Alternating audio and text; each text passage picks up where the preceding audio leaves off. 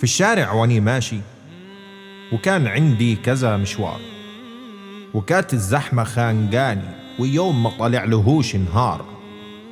وكان راجل كبير شفته، لمحني زي ما لمحته، شاور لي الحج بعصايته، فاني خدت الكلام بهزار. والظاهر ما كانش الحج بيهزر، وقال لي انت عبد الله؟ قلت له خير يا حج، أؤمر. قال لي ابني بيحبك فوق نفسك ما تتصور، وعدته اني لو شوفتك لجيبك عنده تتصور. في دخلة حارة مزنوقة لقيت سلم، عمارة قديمة مسنودة على جيرانها وبتسلم. دخل قال لي ما تدخل عاد، وقل له أصل عندي معاد، وعم الحج ده مصمم. لقيته بيعمل القهوة وعلى مهله بيتمخطر، واني عينيا على الساعة، يا عمي يلا هتأخر، وهو اللي على لسانه خلاص جاي لك بقى اصبر. فقام رايح على دلابه أبو ضرفة بنص قزاز، وراح مادد هناك يده وطلع منها برواز.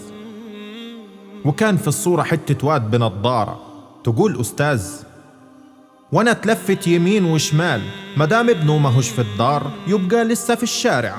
وعم الحج باله طويل ونسكاتي معاد نافع، رحت قايل له محروق الصور بالجاز، بقالك ساعة بتلاوع. قال لي هصورك يا ابني مع البرواز، أصل ابني ماهوش راجع.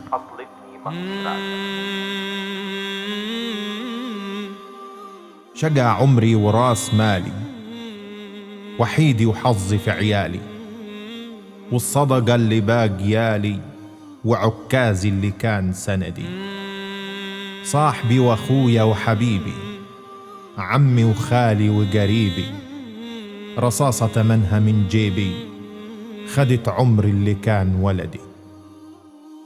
خلاص ارتاح، خلاص ارتاح وريحني، لا هخطب له ولا دور على اللي تشارك وآماله، ولا ساعده، ولا يعزمني يوم عنده، ولا هلعب مع عياله، ولا هزعل في يوم منه عشان ما بجيش على باله.